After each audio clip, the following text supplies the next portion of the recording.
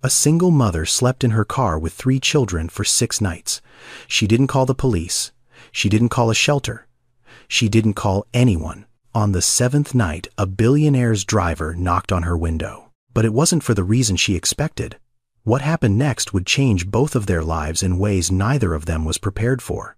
Tamara Elise Okafor was 34 years old.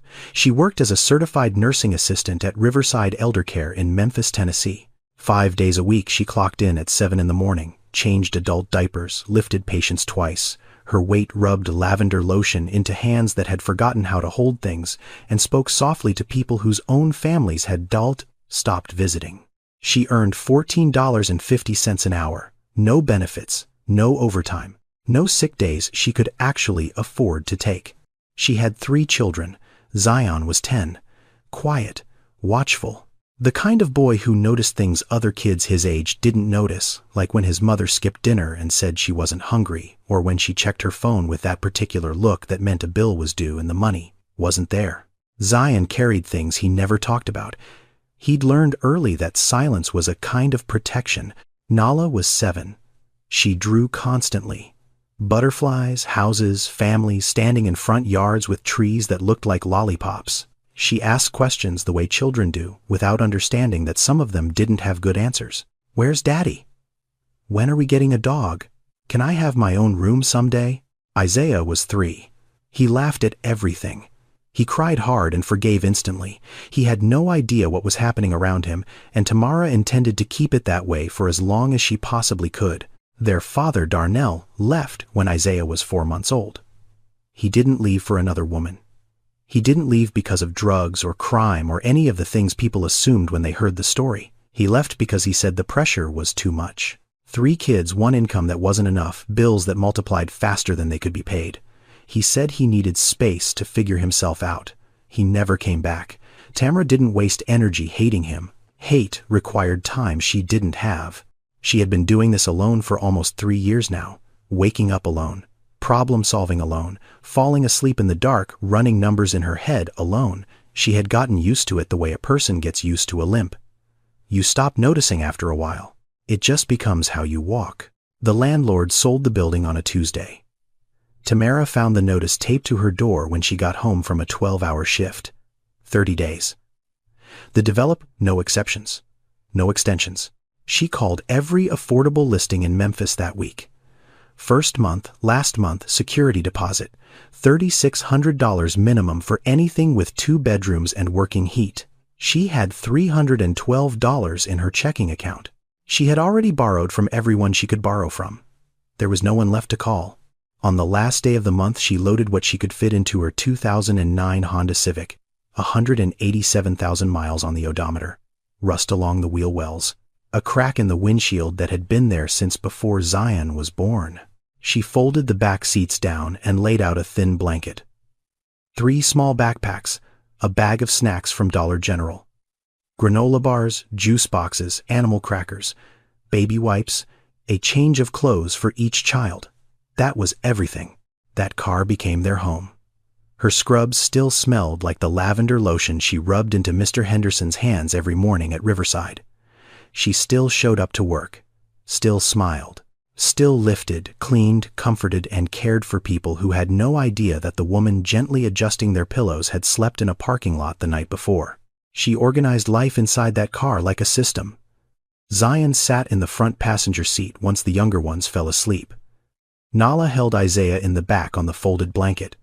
Tamara slept last, always last, after checking every lock, after scanning every shadow outside the windows, after making sure each child was breathing evenly and covered and still. My kids don't know we're homeless, she told herself on the first night, staring at the Walmart parking lot lights through the windshield. They think we're camping. She held on to that sentence like a rope over a canyon. As long as her children believed they were on an adventure, she hadn't failed them yet.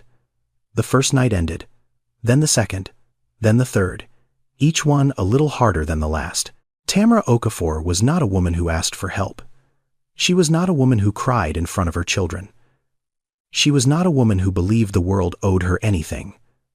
She was a woman who showed up every single day, regardless.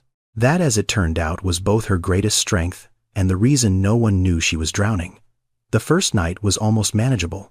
Tamara pulled into the Walmart parking lot on Getwell Road at 9:45 in the evening. She chose a spot near the back, away from the entrance lights, but close enough to the main road that she wouldn't feel completely isolated. 3 other cars sat in the same stretch of lot.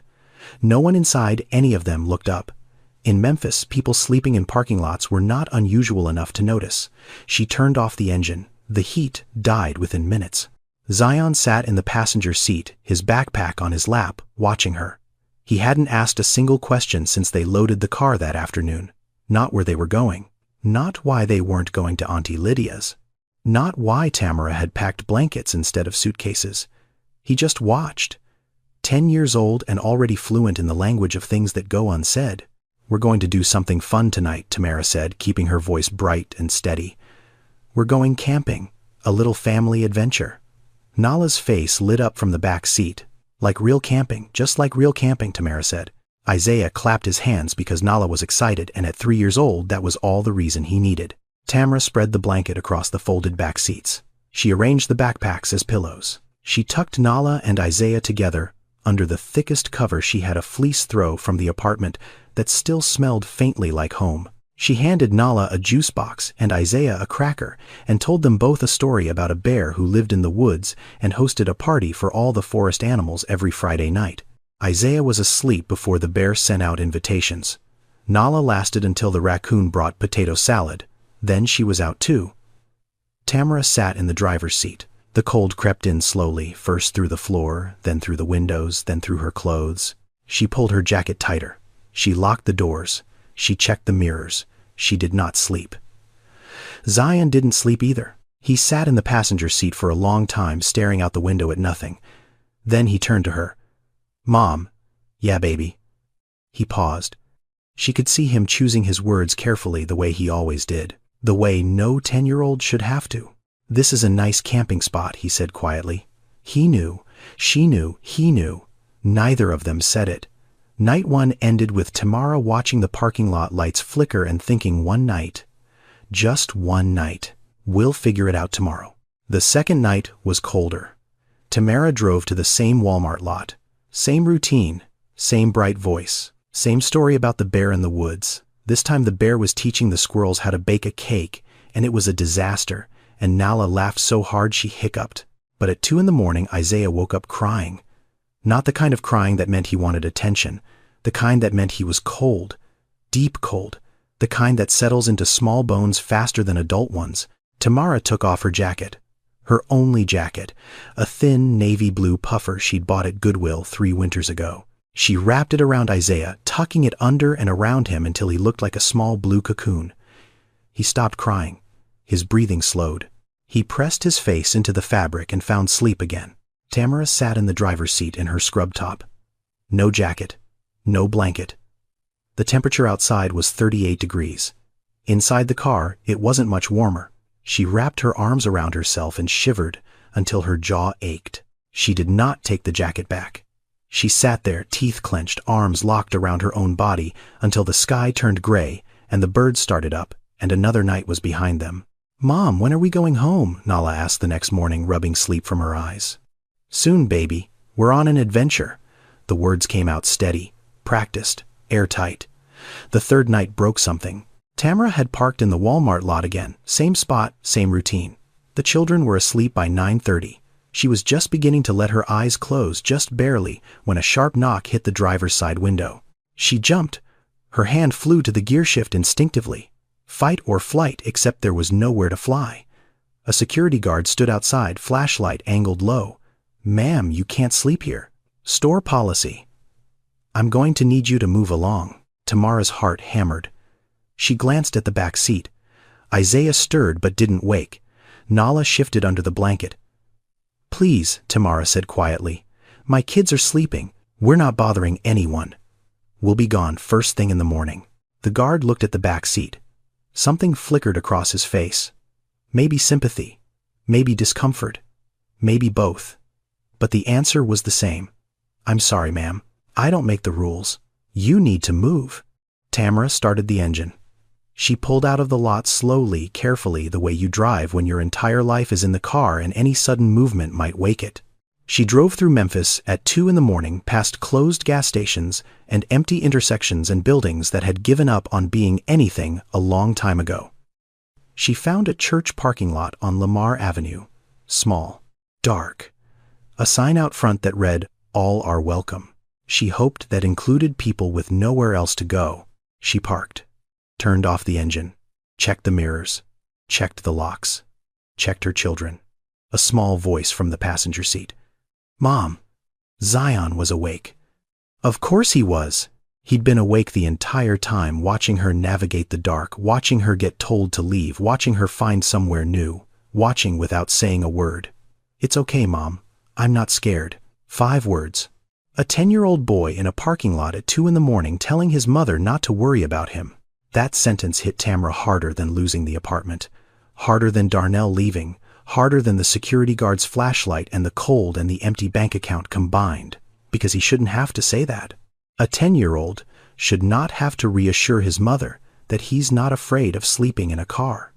That sentence was proof that her children knew more than she wanted them to know, that the camping story had cracks in it, that Zion was carrying weight that didn't belong to him. Tamara reached across and put her hand on his head. She didn't say anything. She just held it there, her palm against his braids, until his breathing slowed and he finally reluctantly fell asleep. 3 nights. 3 nights in a car with 3 children, and no plan, and no one to call. She was still showing up to work every morning at 7, still rubbing lavender lotion into old hands, still smiling. Night 4, things started breaking. Tamara dropped the children at the Memphis Public Library on Poplar Avenue at 9 in the morning. It was the only place she could think of that was free, warm, and open all day. She gave Zion the backpack with snacks, juice boxes, and baby wipes. She gave him her phone number written on a piece of paper, even though he had it memorized, because holding something concrete felt safer than trusting memory when you're 10 years old and responsible for 2 younger siblings. "You're in charge, baby," she said, kneeling to his level. "Keep them in the children's section. Don't leave the building. I'll be back by 6. Zion nodded. No argument, no complaint. He took Nala's hand in one of his and Isaiah's hand in the other and walked inside like a man walking into a job he didn't apply for but couldn't afford to quit. Tamara drove to Riverside Elder Care and worked a full shift, changed sheets, cleaned wounds, spooned food into mouths that couldn't chew without help, held the hand of a 91-year-old woman named Miss Bernice, who called her baby and told her she had kind eyes. At 6:14 in the evening, Tamara walked into the library. She found them exactly where she'd left them. Nala was asleep on a chair, her head resting on a picture book about dolphins. Isaiah was in Zion's lap, clutching an empty sippy cup, his diaper heavy and unchanged, because Zion didn't have supplies and didn't want to ask a stranger. Zion looked up at his mother with eyes that were too old for his face. "We're fine, Mom." He ate all his crackers. She finished her book. Fine. The word children use when they've learned that the truth is something adults can't handle. Tamara picked up Isaiah, changed him in the library bathroom, heated a bottle of milk in the microwave at the back of the library cafe, fed him, cleaned Nala's face with a baby wipe, carried them both to the car. She sat in the driver's seat, looked at the gas gauge, quarter tank, looked at her phone, checking account balance, $281, looked at the rearview mirror, 3 children settling into position for another night in a Honda Civic. The system was holding, barely, but the threads were showing. Night 5, the system snapped. She had $8 left until payday. $8 and a car that was running on fumes. She pulled into a gas station on Summer Avenue and sat there for 4 minutes, staring at the pump, doing math that had no good answer. $8 of gas would get her to work and back for 2 days. $8 of milk and diapers would keep Isaiah fed and clean for 3 days. She could not buy both. There was no version of this equation where everyone got what they needed. She bought the milk. At 11 that night, the car died 2 blocks from the church parking lot on Lamar Avenue. Just stopped. The engine coughed once and went quiet, like it had been holding on as long as it could, and finally decided it was done. Tamara sat in the dark. Hands on the wheel. Engine silent. 3 children asleep behind her. She got out of the car, walked to the back, put her hands against the trunk and started pushing. A Honda Civic weighs about 2,900 pounds. Tamara weighed 138. She pushed anyway, one foot in front of the other, palms flat against cold metal breath coming out in white clouds, arms shaking, legs burning, teeth clenched against the kind of exhaustion that lives deeper than muscles. She heard the passenger door open, footsteps on asphalt, then small hands pressed against the trunk beside hers. Zion, 10 years old, 62 pounds, standing beside his mother at 11 o'clock at night, pushing a car that weighed 20 times what he did. Neither of them spoke. They pushed together in silence 200 meters down Lamar Avenue until they reached the church lot. Tamara put the car in park. Zion climbed back inside. Neither of them acknowledged what had just happened. Some things don't need words. Some things are too heavy for them. Night 6. The last night before everything changed, Tamara sat in the car while her children slept and made 3 phone calls. The first was to the Memphis Family Shelter on Poplar. Full, waitlist 3 months. They took her name and told her someone would call. The second was to Safe Haven on Union Avenue. Full, waitlist 6 to 8 weeks. They gave her a hotline number and wished her luck. The third was to Covenant House. Full. They asked if she had a safe place to sleep tonight. She said yes, because saying no meant someone might call child services and losing her children was the one outcome she would not survive. She hung up. She sat in the dark. She dialed one more number. Lydia, her older sister. The last thread. Lydia answered on the 4th ring, voice heavy with sleep. "Hey, Tam. What's going on?" Tamara opened her mouth. Nothing came out at first. Then, quietly, like a confession she'd been holding inside for 6 days, she said, "Lyd, I need help. We don't have anywhere to go. I've been sleeping in the car with the kids." Silence on the other end. A long, terrible silence. "Tam," Lydia said, and her voice cracked in a way that told Tamara everything before the words arrived. "I can't take 4 more people. I'm barely making it myself. The apartment is 1 bedroom. I'm already behind on rent. I want to help you. I just don't have the room." It wasn't cruelty. It wasn't indifference. It was a woman drowning in 4 feet of water telling another woman drowning in 5 that she couldn't pull her out without going under herself. Tamara said she understood. She said it was okay. She said she'd figure something out. She hung up. The car was silent, except for Isaiah's slow breathing and the occasional rustle of Nala turning under the blanket and the distant hum of a city that didn't know she existed. For the first time in 6 nights, Tamara cried, but not out loud. She couldn't cry out loud. If she made a sound, Zion would wake up. And if Zion woke up, he'd see her. And if he saw her, he'd know that the camping trip was over and the adventure was a lie and his mother didn't have a plan. So she cried the only way she could, through her breathing, long, slow, controlled breaths, each one carrying the weight of everything she'd been holding for 6 days, her chest shaking, her hands gripping the steering wheel, her jaw locked tight. She cried in silence for 11 minutes, then stopped, wiped her face with the back of her hand, checked the mirrors, checked the locks, checked her children, still sleeping, still safe, still believing in a camping trip that never existed. Night 6 ended. 14 hours from now, someone would knock on her window. But Tamara didn't know that yet.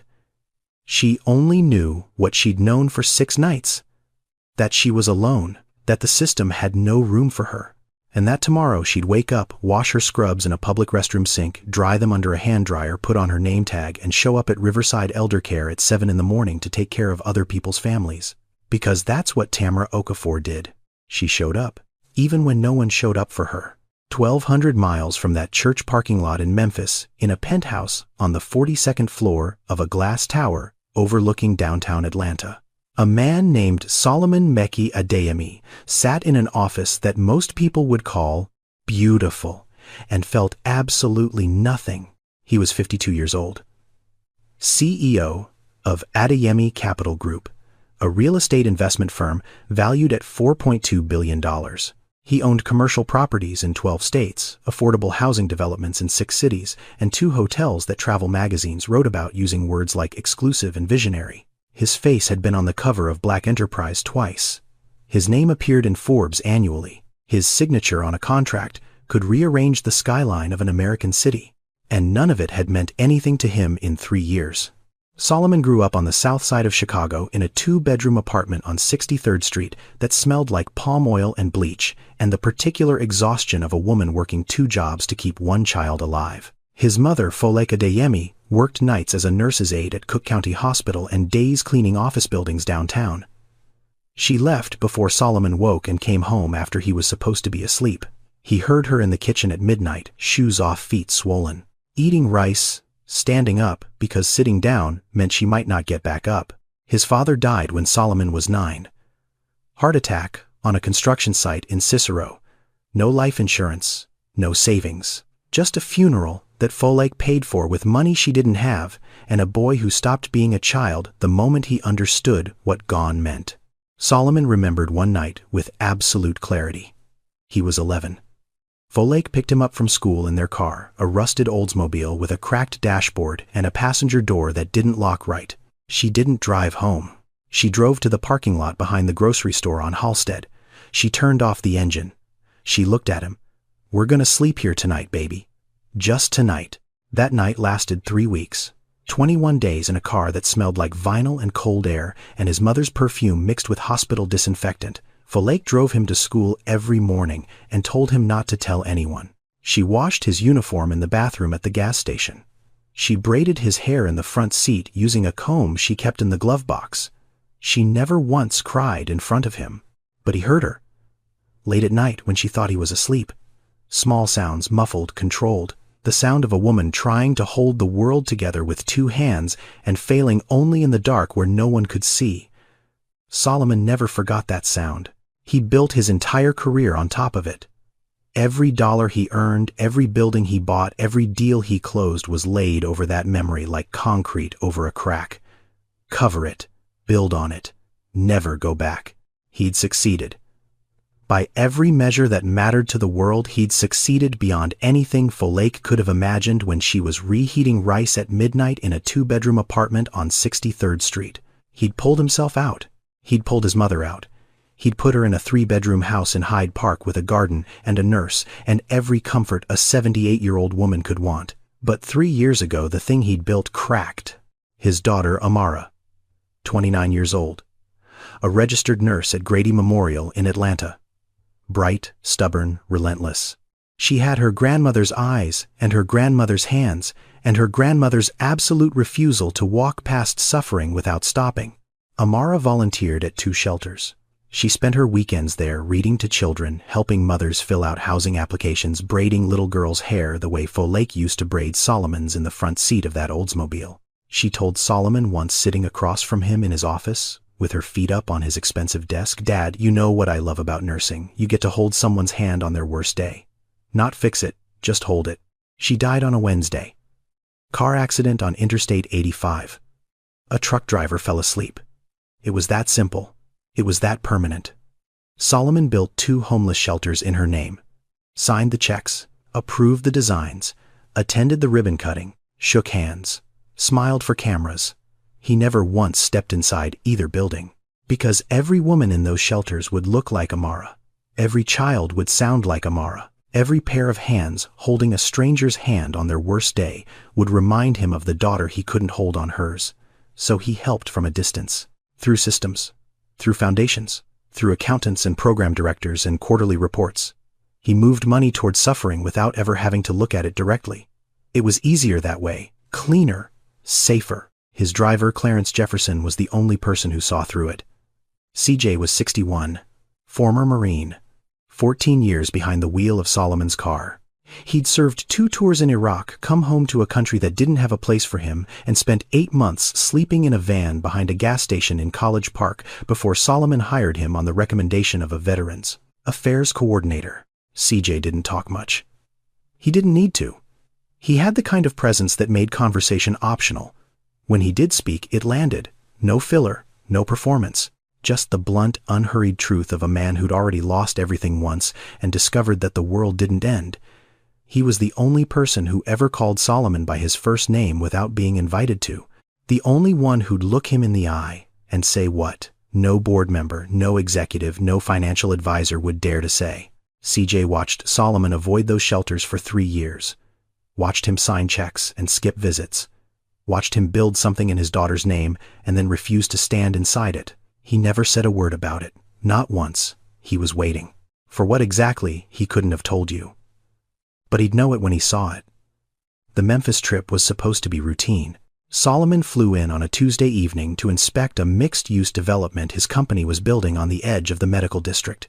48 affordable housing units above a ground-floor grocery store. The kind of project that looked good in annual reports and made investors feel like they were doing something meaningful while still turning 7%. Solomon had approved the blueprints 6 months ago. He hadn't visited the site once. CJ picked him up at Memphis International in the black Escalade and drove east toward downtown. Solomon sat in the back, answering emails, not looking out the window. Memphis rolled past him unnoticed. The barbecue joints on Airways Boulevard, the boarded-up storefronts on Lamar, the church parking lots. He saw none of it. They finished the site visit by 9. Solomon wanted to go straight to the hotel. CJ took a different route. "I need gas," CJ said, turning onto Lamar Avenue. Solomon didn't look up from his phone. "Fine." CJ pulled into a Shell station 2 blocks from a small church with a sign out front that read, "All are welcome." He got out, swiped a card, started the pump. Then he stood there. Not pumping, not moving, just looking at something across the street. A Honda Civic sat in the church parking lot. Old, rusted wheel wells, cracked windshield. The windows were fogged from the inside. Condensation on every pane, the kind of fog that only forms when people are breathing inside a closed car for hours. CJ had seen that fog before. He'd made that fog himself. 8 months in a van behind a gas station in College Park, Georgia, breathing against cold glass every night until the windows looked like milk. He knew what he was looking at. He crossed the street slowly. Not rushing. The way you approach something fragile. The parking lot was dark, except for a single floodlight on the church wall that cast everything in pale yellow. He could see shapes through the fog. Small shapes. Children. And in the driver's seat, a figure sitting upright, arms crossed over her chest, not moving. CJ stopped beside the driver's side window.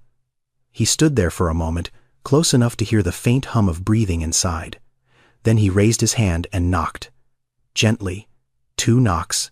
The way you knock on a door you're not sure you should be opening. The figure in the driver's seat flinched hard. Her hand shot to the gear shift. Her body twisted toward the back seat, instinctively placing herself between the window and the shapes behind her. CJ stepped back. 1 full step. He raised both hands, palms open, fingers spread. He held them there, visible, unthreatening. The posture of a man who understood that a woman sleeping in a car with children had every reason to be afraid of anyone who came to her window in the dark. Through the fog, Tamara's face appeared. She wiped a small circle on the glass with her sleeve and looked out. Her eyes were red but dry, exhausted but alert, the eyes of someone who hadn't truly slept in 6 days. CJ didn't smile, didn't wave, didn't try to look friendly. He just stood there with his hands up and waited for her to decide whether to crack the window or start the engine. She cracked the window. 1 inch. "I'm not bothering anyone," she said immediately. Her voice was rough, automatic. The same sentence she'd said to the Walmart security guard 3 nights ago. "We'll be gone in the morning." CJ didn't move. "How long?" he asked. His voice was quiet, not soft, not gentle, quiet. The voice of a man who was asking a question he already knew the answer to. Tamara's jaw tightened. "We're fine." "I didn't ask if you're fine. I asked how long." Silence. The car's engine ticked in the cold. Somewhere behind Tamara, one of the children stirred. A small sound, the sound of a body shifting under a thin blanket. 6 nights, Tamara said. CJ looked at her for a long moment. His eyes moved to the back seat. He couldn't see clearly through the fog, but he could count. 3 shapes, small, one of them very small. He nodded once, then he turned around and walked back across the street. Tamara watched him go. She expected that. People looked, people asked, people walked away. That was the pattern. That was always the pattern. CJ walked to the Escalade. He opened the rear passenger door.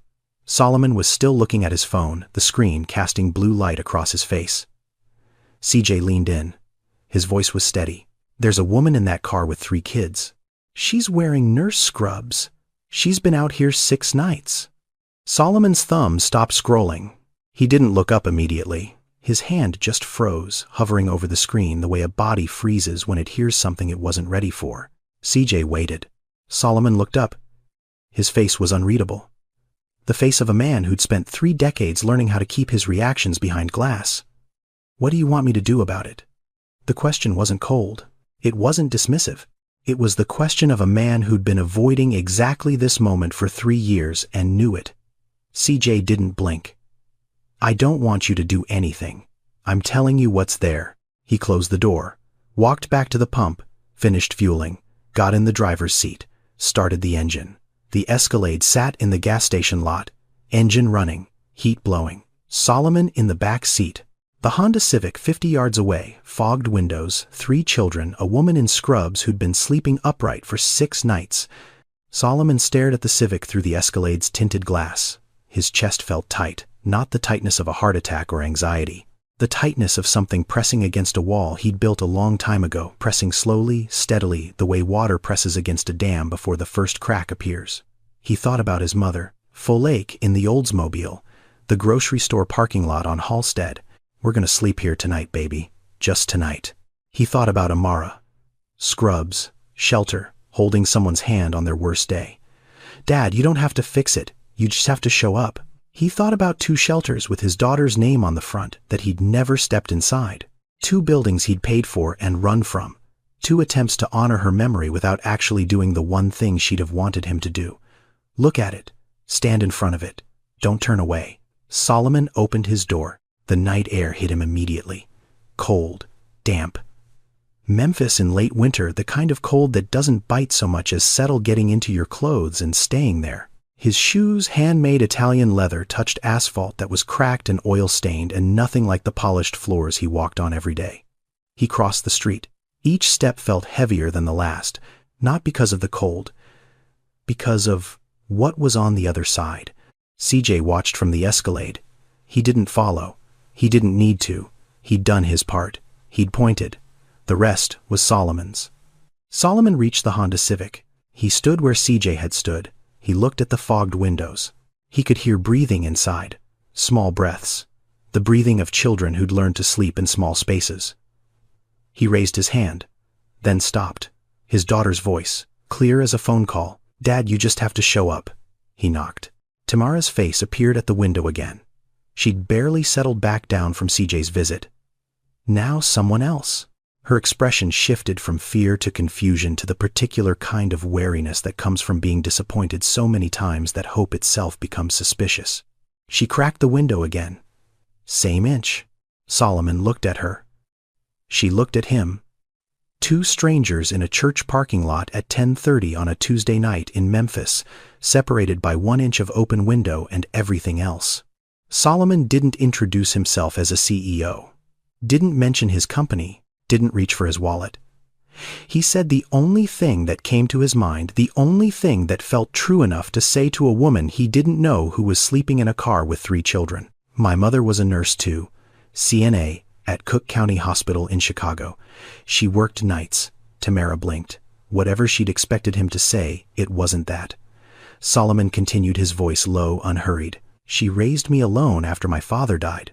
There was a stretch when I was about 11 where we slept in her car for 3 weeks.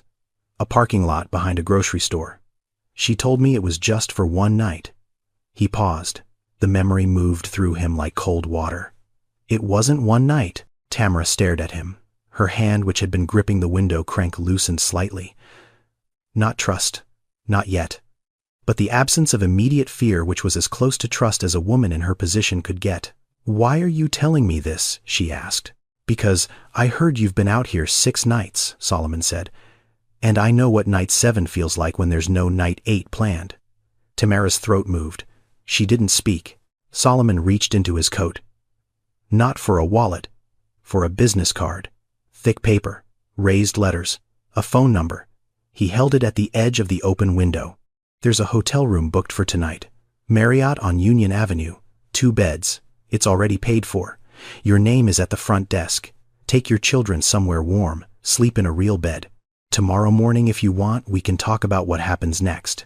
If you don't want to, throw this card away and I'll never come back. Your choice. No conditions. No strings." Tamara looked at the card. then at him, then at the back seat where 3 children were curled together under a blanket that wasn't thick enough for a Memphis winter. "How do I know this isn't a trick?" she said. Her voice wasn't hostile.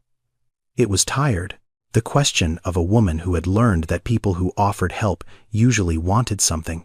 "You don't," Solomon said. "I'm a stranger. You have every reason not to trust me. All I can tell you is that my mother slept in a car with me 40 years ago and nobody knocked on her window. I'm knocking on yours." Silence. A long one. Tamara's eyes moved between the card and the back seat and the man standing in the dark outside her window. Then Isaiah coughed. Not a big cough, a small one. The wet, rattling cough of a 3-year-old whose lungs had been breathing cold air for too long.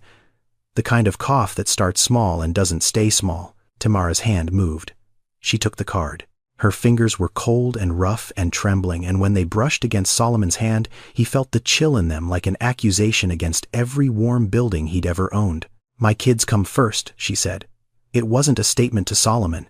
It was a statement to herself, a compass reading, a reminder of the only principle that hadn't bent in 6 days of breaking. They always come first. "I know," Solomon said. He stepped back. Tamara looked at the card one more time. Then she started the engine. It caught on the 3rd try. She pulled out of the church parking lot slowly, the way she always drove, carefully, protectively, like the car was made of glass and everything inside it was irreplaceable. Solomon stood in the empty lot and watched the taillights disappear down Lamar Avenue. The cold pressed against him. His hands were shaking, not from the temperature. CJ pulled the Escalade alongside him. Solomon got in. Neither of them spoke for a full minute. Then CJ said quietly, without looking in the mirror, Amara would have knocked first. Solomon closed his eyes. Yeah, she would have. They drove to the hotel in silence. The Marriott on Union Avenue was not the Four Seasons. It was not a penthouse. It was a clean, ordinary hotel with a lobby that smelled like coffee and carpet cleaner, and the particular neutrality of a place designed to feel like nowhere in particular. Tamara pulled into the parking lot at 11:14. She sat in the car for a full 3 minutes before turning off the engine. She looked at the card again. She looked at the hotel. She looked at her children asleep in the back, unaware that anything had changed. Then she got out. She lifted Isaiah first, his body warm and limp against her shoulder, his cough quiet for now. She woke Nala, who stumbled out half asleep, clutching the fleece blanket. Zion got out last. He stood beside the car and looked at the hotel the way a person looks at something they're not sure is real. "Mom, where are we?" Tamara swallowed. "A new camping spot, baby. A really nice one." Zion looked at her. He didn't believe her, but he picked up the backpack and followed her inside because that's what Zion did. He followed his mother even when the map didn't make sense. The woman at the front desk found the reservation immediately. Okafor, 2 queen beds, prepaid. She handed Tamara 2 key cards and pointed toward the elevator with a smile that was polite and professional, and had no idea what those key cards meant to the woman receiving them. The room was on the 4th floor, room 412. Tamara opened the door and stood in the doorway. 2 beds, white sheets, pillows that weren't backpacks, a heater humming warm air through a vent near the ceiling, a bathroom with a door that closed, a bathtub, soap, towels, light that came from a lamp instead of a street light. Nala walked in first. She touched the bed like it might disappear. Then she saw the bathroom. "Mama, there's soap. Like real soap, not the gas station kind."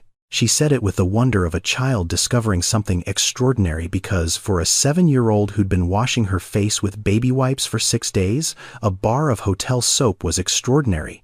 Isaiah squirmed out of Tamara's arms and crawled onto the nearest bed. He sank into the mattress.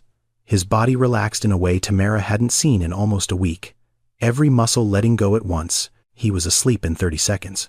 The fastest he'd fallen asleep since the apartment. Because for the first time in 6 nights, the surface beneath him wasn't a car seat covered with a thin blanket. It was a bed. A real bed. The kind of thing most people never think about because they've never had to. Zion walked in last. He set his backpack on the floor. He looked at the room. The beds, the lamp, the curtains, the heater. Then he sat down on the floor, back against the bed, knees up, and he cried. Not loud, not dramatic, just tears running down his face in two quiet lines while his shoulders shook and his hands gripped his knees, and 6 nights of being brave finally found somewhere safe enough to end. Tamara sat down beside him. She didn't say it's okay. She didn't say don't cry. She didn't say anything. She put her arm around him and pulled him close and held him the way she'd wanted to hold him for 6 nights, but couldn't, because holding him meant admitting they needed holding, and admitting that meant the camping trip was over. The camping trip was over. They sat together on the floor of room 412 at the Marriott on Union Avenue, while Nala explored the bathroom, and Isaiah slept on a real mattress, and the heater pushed warm air into every corner of a room that felt for the first time in 6 days like the world had walls. Outside in the Escalade parked in the hotel lot, CJ called Solomon. The kids are inside. They're warm. Solomon sat in his hotel room 12 blocks away, phone pressed to his ear. Good, he said. He hung up. He sat on the edge of his bed, a room that cost $340 a night with sheets that thread count advertisements were written about in a hotel he partially owned. And for the first time in 3 years, Solomon Mekhi Adeyemi cried, not the controlled private grief he'd learned to manage. The other kind. The kind that starts in your stomach and rises through your chest and comes out as a sound you don't recognize as your own. He wasn't crying for Tamara. He wasn't crying for her children. He was crying for Amara, for the daughter who would have been the first person to cross that street and knock on that window. For 3 years of building shelters he couldn't enter and signing checks that kept his hands clean and his heart untouched. For the distance he'd put between himself and every person who reminded him of what he'd lost. Amara's voice, clear, steady, the way she always sounded when she was telling him something he didn't want to hear. Dad, you don't have to fix it. You just have to show up. He'd shown up tonight, for the first time in 3 years, and it had broken him open in exactly the way he'd been afraid it would. But broken open, he was starting to realize, was not the same as broken. Solomon arrived at the Marriott at 9 the next morning. He carried 2 cups of coffee and a bag from a bakery on Beale Street. Muffins, croissants, a chocolate chip cookie the size of a child's face that he'd picked specifically because he imagined a 7-year-old would find it extraordinary. He was right. Nala held the cookie with both hands and looked at it like it contained the secrets of the universe. Tamara opened the door wearing the same scrubs from last night. She'd washed them in the hotel bathroom sink and dried them over the heater vent. They were wrinkled but clean. Her face was different, not transformed, not glowing, just straighter. The posture of a person who'd slept horizontally for the first time in a week. Small difference, enormous distance. She took the coffee with both hands, held it close, inhaled the steam the way a person inhales a memory they thought they'd lost. Real coffee, she said quietly. From an actual place. I forgot what that smelled like. They sat at the small table by the window while Isaiah played with the TV remote and Nala ate her cookie in methodical bites, saving the chocolate chips for last. Zion sat on the bed watching Solomon with steady, evaluating eyes. Not hostile, not afraid, just watching, the way he always watched, measuring. Solomon didn't start with a plan. He started with a question. Tell me what happened. Tamara set down her coffee. She looked at him for a moment, deciding how much to give a stranger. Then, she decided that a man who'd told her about his mother sleeping in a car at a grocery store parking lot had already given her something, and maybe she owed him the same honesty back. She told him everything. The landlord selling the building. The 30-day notice. The math that didn't work. $14.50 an hour, $3,600 to move $312 in the bank. The Walmart parking lot. The security guard. The church. The library. The milk or gas decision. Pushing the car at 11 at night. The shelters that were full. The sister who couldn't help. She told it all without self-pity. Without performance. Just facts laid out in order. The way a nurse charts a patient's decline. Clinical. Clear. Exhausted. You know what the worst part is, she said, looking down at her coffee. It's not being homeless. It's that I did everything right. I went to work. I paid my bills. I raised my kids. I didn't do drugs. I didn't make bad decisions. I just didn't make enough money. And somehow that's enough to end up in a car. She paused. You start thinking it's your fault. That you missed something. That if you'd been smarter or worked harder or saved more, this wouldn't have happened. And you know that's not true. But knowing and feeling are two different things. Solomon looked at her. He didn't say, "I understand." He didn't say, "It's not your fault." Those were things people said to make themselves feel better about someone else's pain. Instead, he said, "My mother said the exact same thing. Almost word for word. She told me once years later that the hardest part of sleeping in that car wasn't the cold, it was believing she deserved it." Tamara met his eyes. For the first time, something passed between them that wasn't gratitude or charity or the awkward distance between someone who has and someone who doesn't. It was recognition. The specific, quiet recognition of two people who've lived in the same room just 40 years apart. Solomon set down his coffee. "I'm going to say something, and I want you to hear all of it before you respond." "Can you do that?" Tamara nodded. "I'm not offering you money. I'm not offering you a handout. I'm not trying to save you. You don't need saving. You need a foundation, something solid to stand on so you can start building again. Here's what I can offer. 90 days. An apartment in one of the affordable housing units my company manages here in Memphis. Subsidized, not free. Childcare through a program we partner with, so you don't have to leave your children in a library. And time. Time to get your LPN certification. You're a CNA making $14.50 an hour. LPNs in Memphis start around $24–25 an hour with benefits. There are accelerated programs, 12 weeks. You're already halfway qualified. You just need the space to finish." He paused. "I'm not giving you a new life, Tamara. I'm giving you 90 days to build one. What you do with it is entirely up to you." Tamara stared at him. Her mouth opened, closed, opened again. "Why?" she said. "Out of all the people in this city, sleeping in cars right now, why me?" Solomon looked at Zion sitting on the bed, still watching, still measuring. He looked at Nala chocolate on her fingers drawing something on the hotel notepad. He looked at Isaiah pressing every button on the remote with the dedication of a scientist conducting critical research. "Because my mother was you," he said. 40 years ago. Same job, same car, same math, that didn't work, and nobody came for her. Nobody knocked on her window. She got out on her own, but it took years. Years she didn't have to waste. Years my childhood didn't have to lose." He paused. "And because my daughter would have been the first person across that street last night, she would have knocked before CJ did. She would have sat right where I'm sitting and said exactly what I'm saying. And she's not here to do it, so I'm doing it for her." Tamara looked down at her coffee. Tears ran down her face and dripped onto the table, and she didn't wipe them away. Not because she'd stopped caring, because for the first time in 6 nights she was in a room where crying was allowed. "My kids come first," she said, her voice breaking. "Whatever this is, whatever happens, they come first. They always come first." "I know," Solomon said. "That's exactly why I'm here." The apartment was on the 2nd floor of a building called Parkway Commons on South 3rd Street. 2 bedrooms. Laminate floors. Small windows. A kitchen with a stove that worked and a refrigerator that hummed and cabinets that were empty but waiting. It wasn't beautiful. The carpet was builder grade. The countertops were laminate.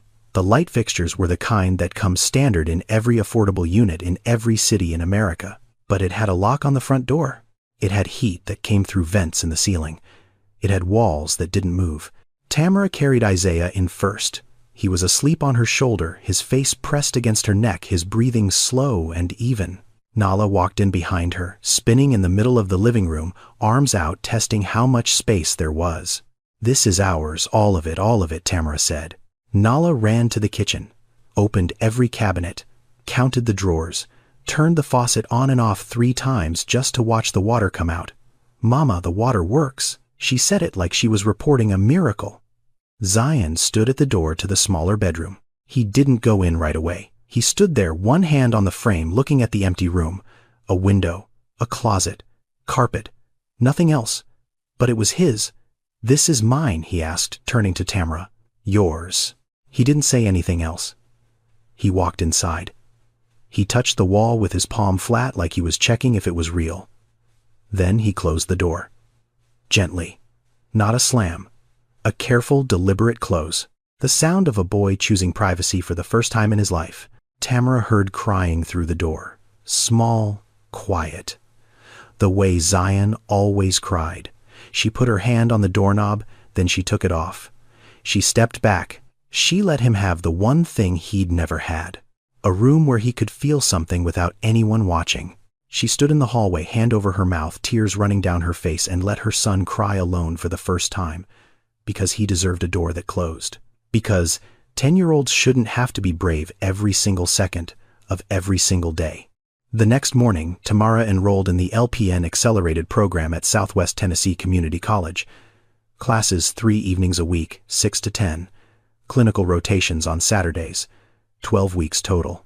She still worked her CNA shift at Riverside from 7 to 3.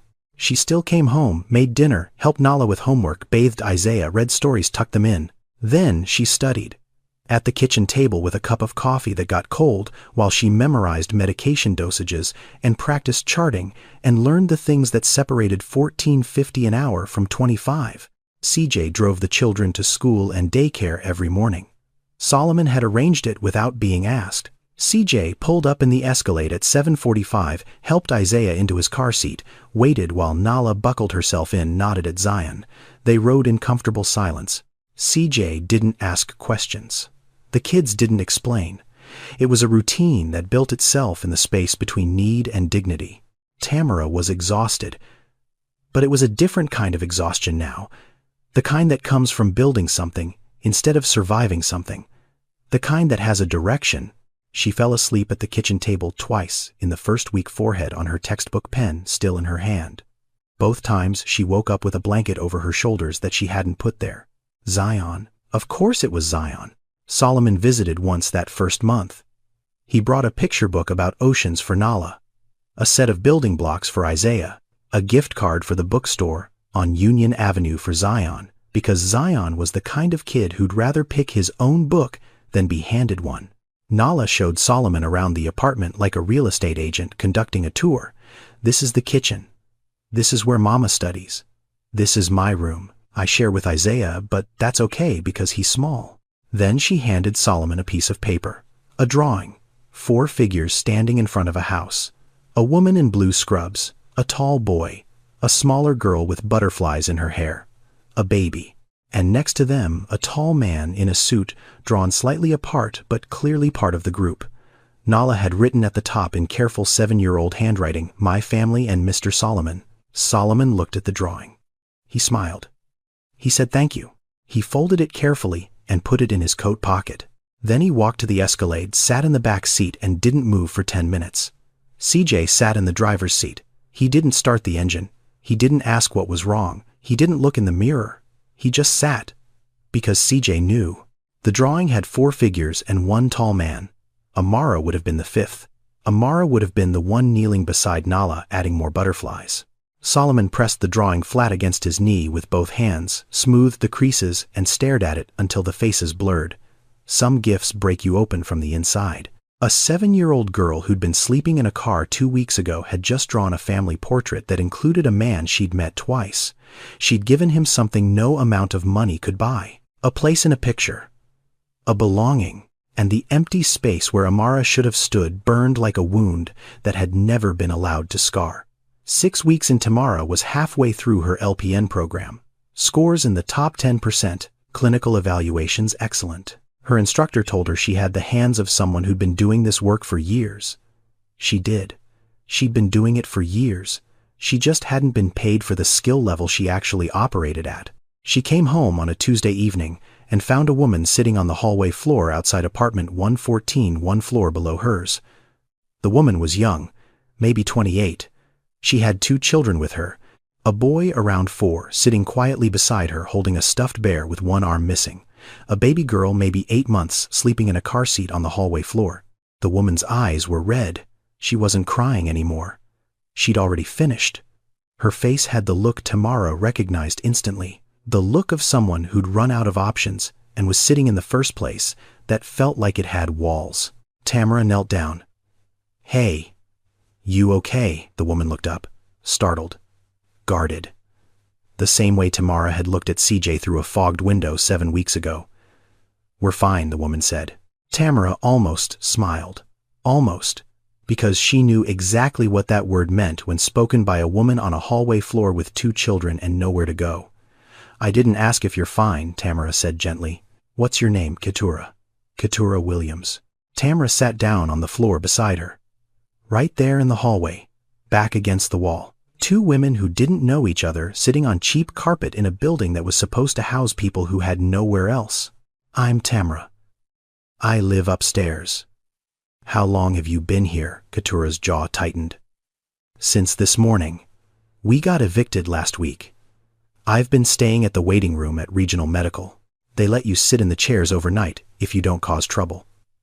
Tamara looked at the boy with the one-armed bear, then at the baby sleeping in the car seat, then at Keturah, whose hands were shaking the way hands shake when they've been gripping something invisible for too long. "Have you eaten?" Keturah hesitated. That hesitation said everything. That night Tamara cooked, rice and beans and cornbread. Nothing fancy. The food of people who know how to make $1 stretch across 4 plates. She carried it downstairs in a pot with a towel wrapped around the handle. Keturah ate slowly, like someone who'd forgotten that food could be warm. Her son ate fast, the way children eat when they're not sure when the next meal is coming. The baby slept through it. Over the next 2 weeks, Tamara did what no one expected. She split her food stamps. Not evenly. She couldn't afford evenly. But she cooked extra portions 3 nights a week and brought them down. She called CJ and asked carefully, respectfully, if there was room in the daycare arrangement for 2 more children. CJ didn't ask Solomon first. He made the call himself. And on Sunday nights, the only night Tamara didn't work and didn't study, she sat with Keturah at the kitchen table and helped her fill out housing assistance applications, form after form. Emergency housing. Section 8. Rapid rehousing. The same forms Tamara had filled out 8 weeks ago. The same system that had told her waitlist, waitlist, waitlist. But this time, Keturah had someone sitting beside her, pointing at the right boxes, explaining the language, translating bureaucracy into something a 28-year-old mother could actually navigate. Solomon found out through CJ. Not because CJ reported it. Because Solomon asked how Tamara was doing and CJ told the truth. She's feeding another family, splitting what she's got, spending her 1 night off filling out paperwork for a woman she met in the hallway 2 weeks ago. Solomon drove to Memphis the following weekend. He sat across from Tamara in her kitchen while Isaiah napped, and Nala colored at the table, and Zion read in his room with the door closed. "You barely have enough for yourself," Solomon said. "Why are you giving to someone else?" Tamara looked at him. She didn't hesitate. She didn't think about it. The answer came out the way truth does. When it's been living inside you so long, it doesn't need rehearsal. Because 7 weeks ago, I was her. And somebody knocked on my window. I can't walk past her window and pretend I don't hear the same sound. Solomon sat with that. He sat with it for a long time. Tamara continued, "You want to know the difference between charity and what CJ did that night. Charity is giving something you won't miss. CJ gave me something that cost him nothing but meant everything. He gave me the knowledge that someone saw me. That I wasn't invisible, that a stranger could look at a fogged-up window and care enough to knock." She paused. Keturah's kids are the same as mine. They're not different. They're not less. They're just stuck in the same system I was stuck in, and the only thing standing between them and a floor to sleep on is someone who remembers what it felt like to not have one. Solomon looked at Nala's drawing still pinned to the refrigerator. 4 figures and a tall man. He looked at the pot on the stove with tomorrow's leftovers already portioned into containers. 2 for upstairs, 2 for downstairs. He looked at Tamara Okafor, 34 years old, CNA, making $14.50 an hour halfway through an LPN program, raising 3 children alone and feeding a stranger's family with food she couldn't spare because someone had knocked on her window, and she decided that kindness wasn't something you received and kept. It was something you received and passed on. If this moment is hitting you, subscribe for more stories like this. Now let's continue. 2 days after that conversation, Solomon flew back to Atlanta. He didn't go to his office. He didn't go to his penthouse. He told CJ to take him to Broad Street, to the Amara Adeyemi family shelter. CJ pulled up to the curb. He didn't turn off the engine. He looked in the mirror. "You want me to come with you?" "No," Solomon said. He stared at the building through the window. The sign above the door, his daughter's name in gold letters on a blue background. 3 years old, that sign. He'd approved the font, he'd approved the color, he'd approved everything from the outside. He'd never seen it from the inside. He got out. CJ stayed. The front door was glass with a security buzzer. Solomon pressed it. A woman's voice came through the speaker, warm and tired. "Can I help you?" "My name is Solomon Adeyemi. I'd like to come in." A pause. Then the door buzzed open. The lobby smelled like floor cleaner and cooked food and the particular warmth of a building that runs all day because the people inside it have been cold for too long. A front desk with a sign-in sheet. A hallway with rooms on either side. A common area at the end with couches and a television and a bookshelf and a rug with cartoon animals that was worn thin from children's feet. On the wall behind the front desk was a corkboard. Volunteer photos, staff schedules, donation acknowledgments. And in the center, a framed 8x10 photograph, Amara Adeyemi. Scrubs, stethoscope around her neck. That smile, the one that made everyone who saw it feel like they'd been noticed by someone who actually cared. Below the photo, a small brass plaque. In loving memory of Amara Adeyemi, who held hands and hearts in equal measure. Solomon stood in front of that photograph. He didn't move. His hands hung at his sides. His breathing was slow and deliberate, the kind of breathing a person does when they're trying to stay inside their body instead of running out of it. The shelter director appeared beside him, a woman in her 50s with reading glasses pushed up on her forehead and a lanyard with too many keys. "Mr. Adeyemi, we've been hoping you'd visit." Solomon didn't look away from the photograph. "I should have come sooner." She nodded. She didn't argue. She didn't tell him it was okay. She just stood beside him and let the sentence exist. "Your daughter sat in that corner every Thursday evening," the director said, pointing to a spot near the bookshelf. "She'd bring her own books. Picture books mostly. The kids would line up. She'd read to them for an hour, sometimes 2. She did the voices. Animals, monsters, princesses. She did them all." Solomon's chest tightened. "There was one girl," the director continued. "Destiny. 4 years old when Amara started volunteering. She called Amara Miss Sunshine. Every Thursday she'd wait by the door starting at 3 o'clock, even though Amara didn't arrive until 6. She just wanted to be first in line." Solomon swallowed. He didn't trust his voice. "Destiny is 7 now. She's still here. She still talks about Miss Sunshine." Solomon looked at the corner. A small chair. A rug. The bookshelf. He could see her there, not as a memory, as a presence. Amara sitting cross-legged on that rug, a picture book open on her knees, doing a voice for a grumpy bear that made a little girl laugh. He walked to the chair. He sat down. It was small, made for someone much younger or much shorter. His knees came up too high. He didn't care. He sat in his daughter's chair in his daughter's shelter in the corner where she'd spent her Thursday evenings doing the one thing she loved most, holding someone's hand on their worst day. He spoke to the photograph on the wall, quietly, barely above a whisper. Not for anyone else, just for her. "I'm here, baby girl. I'm sorry it took me so long." He sat in that chair for 23 minutes. The director left him alone. The hallway hummed with the sounds of a shelter going about its evening, dishes clattering in the kitchen, a television playing cartoons, a child's laughter from somewhere down the hall. Solomon didn't cry. He'd done his crying. This wasn't grief. This was something else, something quieter and harder and more important than grief. This was arrival. 3 years of running. 3 years of building walls between himself and every person who reminded him of what he'd lost. 3 years of signing checks and skipping visits and telling himself that distance was the same as strength. It wasn't. Distance was just distance. And strength, real strength, was sitting in a too small chair in a shelter that smelled like floor cleaner and letting yourself remember the person you loved without flinching. Amara's voice one last time, clear as a bell. "Dad, you don't have to fix it. You just have to show up." He'd shown up. He was here. And for the first time in 3 years, that was enough. Tamara passed the NCLEX PN on a Thursday afternoon. She was sitting in the testing center on Poplar Avenue, staring at the screen when the words appeared. "Congratulations. You have passed." She read it twice, then a third time. Then she closed her eyes and pressed her hands flat against the desk and breathed. 12 weeks. 63 exams. 412 flashcards she'd made by hand at the kitchen table after the kids were asleep. Clinical rotations where she'd worked 16-hour days on top of her CNA shifts and still come home to help Nala with her spelling words. Nights where the textbook blurred because her eyes couldn't stay open, but she turned the page anyway because turning the page was the only thing between $14.50 an hour and $25. She walked out of the testing center into the parking lot. The sun was low. The air was warm. Memphis, in early spring, the kind of evening that smells like cut grass and possibility. The Honda Civic was parked in the third row. She'd kept it.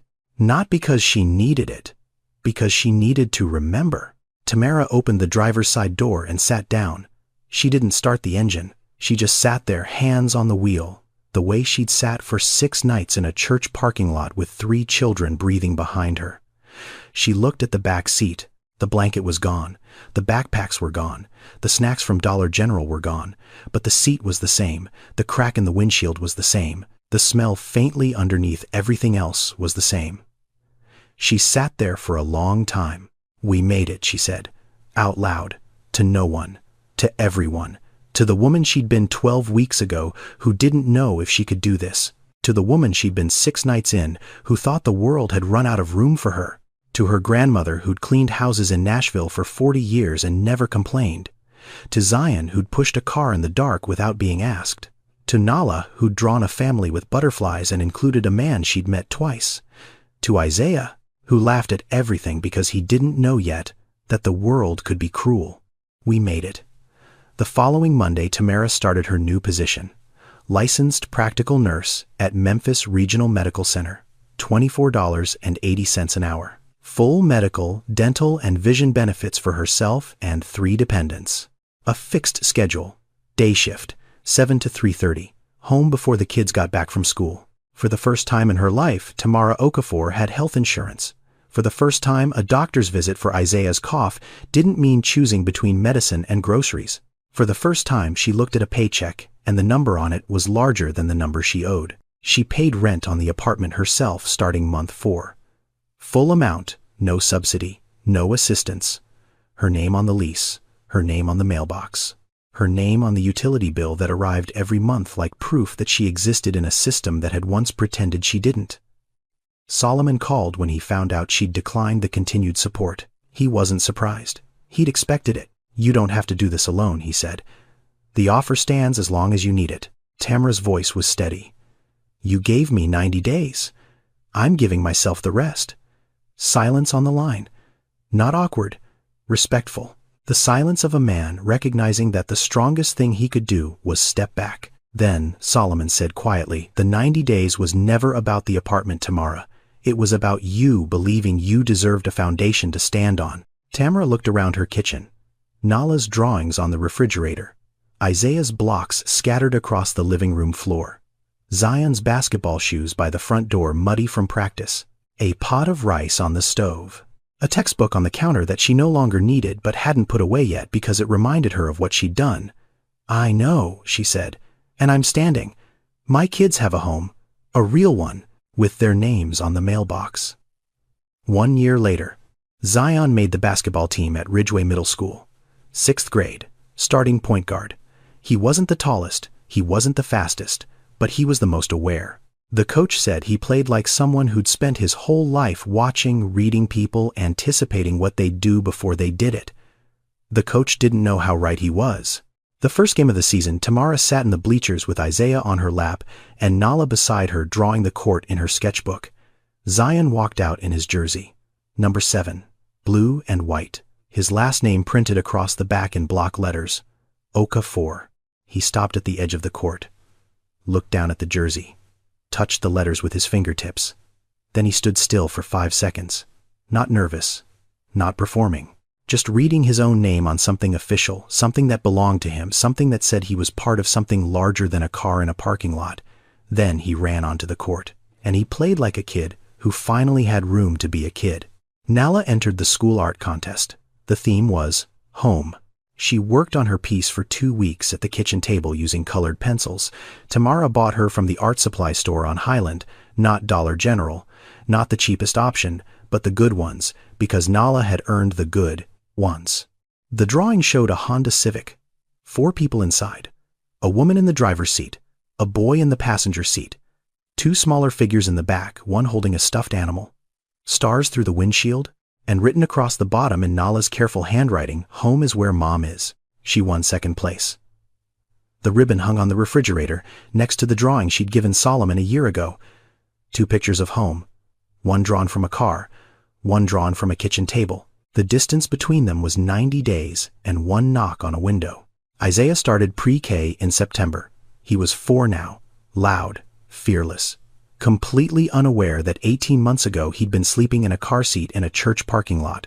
On his first morning, he clung to Tamara's leg at the classroom door and refused to let go. His teacher knelt down and offered her hand. Isaiah buried his face in Tamara's knee. Tamara knelt beside him. She took his face in both hands, looked him straight in the eyes. "Mama will be right here when you come back. I promise. Mama always comes back." Isaiah studied her face the way 3-year-olds do, looking for the truth behind the words. Whatever he found was enough. He let go. He took the teacher's hand. He walked inside without looking back. Tamara stood in the hallway for a moment after the door closed. She pressed her back against the wall. She breathed. "Mama always comes back." She'd said it like a promise. It was.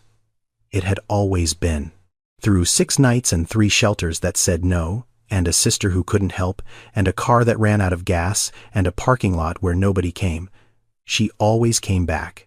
3 floors below Tamara's apartment, Keturah Williams had her own lease now. 2-bedroom unit. Her son started kindergarten at the same school as Isaiah. She was enrolled in the CNA program at Southwest Tennessee, the same school Tamara had attended. She studied at her kitchen table at night the way Tamara had studied, with cold coffee and flashcards, and the particular determination of a woman who'd been given a chance and refused to waste it. The chain had not stopped. CJ knocked on Tamara's window. Tamara knocked on Keturah's door. Keturah would knock on someone else's eventually. That's how it works. Kindness doesn't expire. It compounds. Solomon flew to Chicago on a Friday evening. Folake Adeyemi was sitting at her kitchen table in the house on Harper Avenue in Hyde Park when he arrived. 78 years old, small, alert, a cup of ginger tea in her hands and reading glasses pushed up on her forehead. She looked exactly the way she'd always looked to Solomon, like a woman who'd seen everything the world could throw and decided to outlast it through sheer refusal to sit down. She hugged him at the door the way she always did. Both arms, full grip, the hug of a woman who'd spent too many years working too many hours to take physical contact for granted. They sat at the table. Solomon told her about Tamara, about the Honda Civic and the 3 children and the church parking lot and the 6 nights, about CJ crossing the street, about the hotel, about the 90 days and the LPN program and the apartment and Keturah and the chain. Folake listened without interrupting. She held her tea with both hands and watched her son's face as he spoke the way she'd watched him since he was a boy, reading what lived behind his words. When he finished, she was quiet for a long time. "You remember the parking lot," she said. Solomon nodded. "The grocery store on Halstead. I told you that night, just tonight," Folake said. Her voice was steady, but her eyes were wet. "But it wasn't just one night." "I know, Mama." 3 weeks, Folake said. 21 nights. And every morning I drove you to school and I prayed you wouldn't tell anyone. I prayed you wouldn't be ashamed of me. I prayed you'd forget." Solomon reached across the table and took her hand. Her fingers were thin and warm and strong, the same hands that had braided his hair in the front seat of an Oldsmobile using a comb from the glove box. "I didn't forget," he said. "I know you didn't," Folake said. "That's why you stopped." Solomon looked at her. "You didn't help that woman because you're rich, Solomon." Folake's voice was clear and precise, the way it always was when she was saying something that mattered. "You helped her because you remember. That's the only difference between people who help and people who walk past. Memory. You remember what it sounded like when I cried at night and thought you were sleeping? You remember what the car smelled like. You remember what it felt like to be a child who knew his mother was pretending. And when you saw that woman in that car with those children, you remembered. And you couldn't walk past." Solomon's throat tightened. He squeezed her hand. "Amara would have loved Tamara," he said quietly. Folake smiled, the kind of smile that holds grief and pride in equal measure. Amara did love Tamara, she said. She loved every person like Tamara she ever met. Every mother in those shelters. Every child sleeping on a floor. Every woman pretending everything was fine while the walls came down around her. That's why she became a nurse. That's why she volunteered. That's why she sat in that corner every Thursday and read picture books until her voice was hoarse. Folake paused. She looked at her son. And that's why you are who you are now. Not because of the money, not because of the company, because you remember. Because Amara remembered. Because I remembered. We are people who remember Solomon. That's what I gave you. Not wealth, not opportunity, memory. The memory of what it's like to need help and not have it. And the choice every single day to make sure someone else doesn't have to carry that same memory alone. Solomon sat with his mother in the kitchen in Hyde Park, holding her hand across a table that had held 40 years of meals and conversations and prayers, and felt something settle inside him that had been unsettled for 3 years. Not closure. He didn't believe in closure. Closure was a word for people who'd never lost someone that mattered. But something close. Something like peace. The kind of peace that comes from knowing that the people you love don't disappear when they die. They live in what you do next. Folake squeezed his hand one more time. Now finish your tea, she said. It's getting cold. Tamara drove to work on a Tuesday morning in early March. 5:45.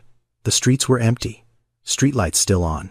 The radio played low, something soft, something that sounded like the kind of song you'd hear in a kitchen where someone was cooking and didn't care if anyone was listening. She took Lamar Avenue, the same route she'd driven 100 times before, past the gas station where CJ had stopped, past the Shell where a man in an Escalade had sat in the back seat and decided to cross a street, past the church with the sign that said, "All are welcome." She slowed down. In the church parking lot, a car sat alone. An old sedan. Windows fogged from the inside. Condensation on every pane. The same fog that only forms when people have been breathing inside a closed space for hours. Tamara pulled over. She turned off the engine. She sat there for a moment, hands on the wheel, looking at that car. She thought about CJ, standing outside her window in the dark, hands raised, palms open. "I didn't ask if you're fine. I asked how long." She thought about Solomon. My mother was a nurse too. She thought about Keturah, about food stamps split in half and Sunday nights spent filling out forms. She thought about Zion, 10 years old, pushing a car down Lamar Avenue in silence. About Nala asking when they were going home. About Isaiah's cough in the cold. She thought about 6 nights. About 3 children who thought they were camping. About a knock on a window that changed everything. Tamara opened the door. She stepped out into the early morning air. Memphis in March. Cool but not cold. The sky just beginning to lighten at the edges. She walked across the parking lot. Her nurse's shoes were quiet on the asphalt. Her scrubs were clean. Her badge was clipped to her chest. Tamara Okafor, LPN, Memphis Regional Medical Center. She reached the car. She stood beside the driver's side window. She could see shapes through the fog. She could hear breathing. She raised her hand. And she knocked. Solomon didn't save Tamara. CJ didn't save Tamara. Tamara saved herself. What they gave her wasn't money or a home. It was 90 days of believing she was worth standing on solid ground. And what Tamara gave back was something no amount of money could buy. Proof that kindness doesn't stop with the person who receives it. It moves. It knocks on the next window. It remembers. 6 nights in a car. 3 kids who thought they were camping. 1 knock on a window. That's all it took. Not to change a life, but to remind someone their life was worth changing. Thank you for watching. If this story reminded you that small acts of kindness can rewrite someone's future, share it with someone who needs to hear it. Subscribe. See you in the next one.